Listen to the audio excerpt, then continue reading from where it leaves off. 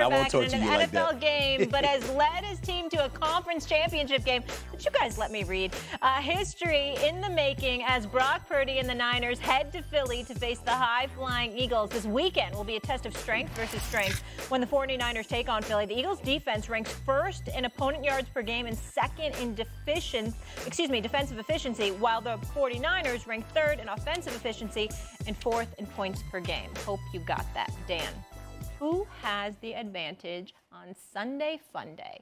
Would you go with the Niners offense, our former NFL quarterback, or Philly's D when they say defense wins championships? Yeah, I'm going to go San Francisco's offense. And right now my wife is probably folding socks, throwing something at the television. We're actually going to the game on Sunday. We're taking our family, our kids. We're going to go, so I'm probably going to get spit on or booed in the parking lot tailgate for this answer as well. Hold it. Spit on? That's dramatic.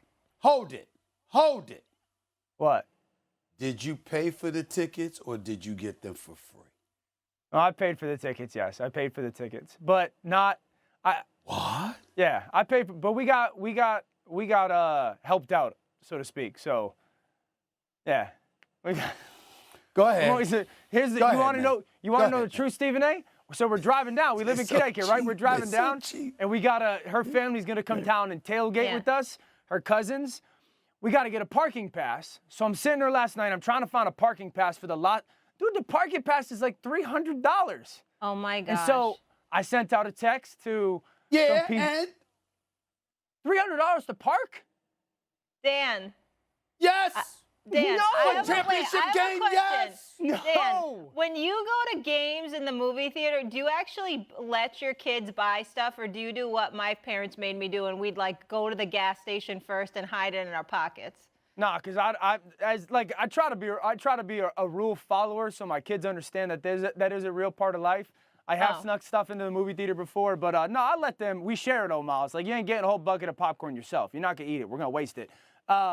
I'm saying San Francisco's offense because I want to answer the question. Stephen A., I'm not paying $300 to park. That's outrageous. I'll pay someone $100 to park for me and get down there early.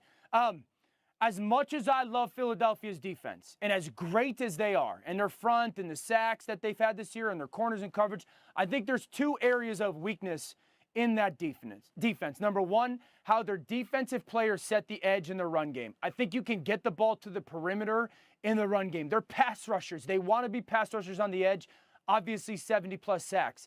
And then the second thing is how they defend the middle of the field in their pass game. I've talked about that all year. Ryan Clark and I have mentioned that and displayed that multiple times.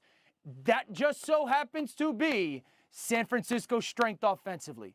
San Francisco is an offense that wants to get the ball on the edges. They want to run the football to the outside, and they want to allow their quarterback to throw in between the hashes or in between the numbers. That's where the lesser defenders are when it comes to coverage. And so if you look at what San Francisco wants to do and what they're capable of doing, it plays into what Philly's defense is weakness-wise. Now, I would imagine Philly's going to do the same stuff that Dallas did defensively against this San Francisco 49ers offense and play a ton of man coverage, which obviously has its kind of caveats to it. But San Francisco's offense, man, is built to at least try to attack Philly's defense. Here's where I'm coming from with this. I'm going to go with Philly's defense for this particular question because they're at Lincoln Financial Field. I think they could get to the quarterback. I'm looking at Fletcher Cox, Brandon Graham, and these brothers, and I'm like, they can get to Purdy. Now, you're going to get rid of the ball if you're Kyle Shanahan, and I get that. And the Philadelphia Eagles are like 16th against the rush, number 1 against the pass. They're not an easy team to throw the ball on. I would feel a lot more confident about the San Francisco 49ers offense if they had a deep threat. I mean, I know what Deebo Samuels can do. We know that Christian McCaffrey is terrific. We get the combination of those two along with George Kittle, who has reemerged as a big-time tight end threat. We get all of that. But I do think that you have to force the secondary to be a bit honest to some degree. And the fact that you're not that big of a threat in terms of having a game breaker on the outside as a wideout. I know Ayuk can ball. I get that. I understand that. But the combination of Purdy with him, throwing the long ball. I think the absence of that congests the Eagles' defense or allows them to do so to a little bit more degree. And since they know what San Francisco is going to try to do, how they're going to try to beat them in that regard, keying on Debo Samuels, keying on Christian McCaffrey. All I'm going to say to you is that I don't believe that San Francisco is going to be able to do what it's accustomed to doing in order to beating the Eagles. It's going to have to be an aberration or a deviation from the norm to some degree in order for them to pull it off. They're not going to beat the Eagles doing what they're accustomed to doing with everybody else. I think the Eagles are too complete to let that happen. I think another big thing in this offense, San Francisco-wise and Philly's defense-wise, is how Philly tackles. And I know that's like a simple thing to say, mainly like their second-level tackles, because if we look at Brock Purdy as the starting quarterback of San Francisco, I think he's thrown for like 1,644 yards. Out of that, 847 of them are after the catch. So more than 50% of his passing yards, he's become the starter, is after the catch. And if we all just imagine, close our eyes and think about what this offense is, it's catch and throw the ball. Debo Samuel to the perimeter, McCaffrey to the perimeter, Kittle with perimeter screens. They're going to have to tackle really well. And that's something that, you know, unless you're doing it consistently, in practice in January and whatnot, it could bite you. And this is the best yards after catch offense in the NFL. So not only like the schematics of it and how they defend the middle of the field, and they're going to have to tackle really well on the edges, because if they don't, and if they take bad angles or whatnot, those guys will run right by you and or through you. And all of a sudden, you know, Brock Purdy's 9 of 9 for 200 yards, and he hasn't thrown the ball 10 yards downfield. Yeah, I got you. I understand.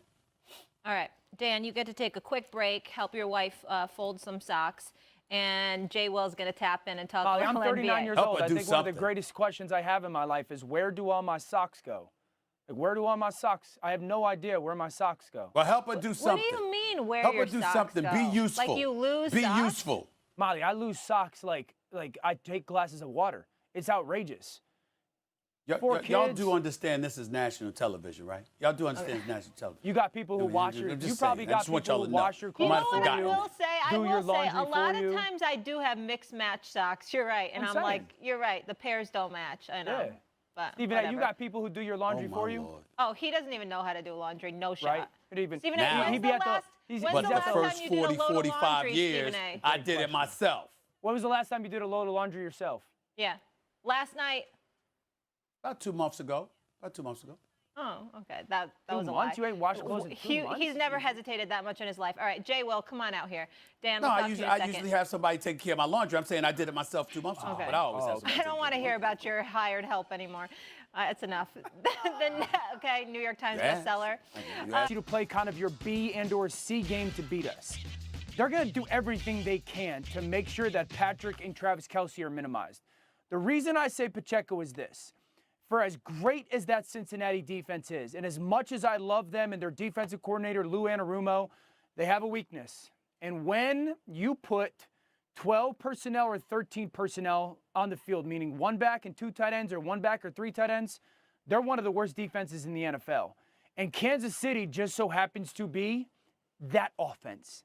Kansas City and that's the difference this year in comparison to last year when they got rid of Tyreek. If you go back to early Eagles days with Andy Reid, he had multiple tight ends on the field.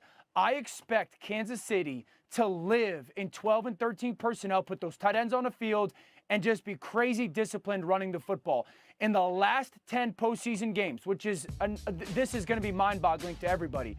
In the last, 10 postseason games, the Kansas City Chiefs have gone over 100 yards rushing in all 10 of them. That's an NFL record in the history of the NFL. We only think Kansas City and Tyreek Hill and Travis Kelce and Andy Reid is like Patrick and nobody else. This is a team that when they get into the playoffs, they want to be able to do it. They couldn't in the second half last year. They did a little bit in the regular season this year. Will they do it in a win or go home game? If Pacheco, like here's my thing with Stephen A. with your last comment when you said, if Kelce doesn't have a great game, you don't think they could win? I disagree with that.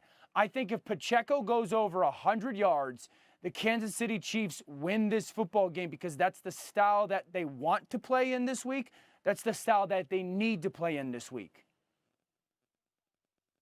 Well, here's where I would tell you something. I would remind you that, when you're talking about Andy Reid and he used a couple of tight ends, remember, there was a little dude in Philadelphia covering the team at that particular moment in time. It would happen to be moi. And I remember when they had guys like Todd Pinkston and James Thrash and Freddie Mitchell. Yeah, you had Brian Westbrook running out of the backfield. Please don't get me wrong. But at the end of the day, this is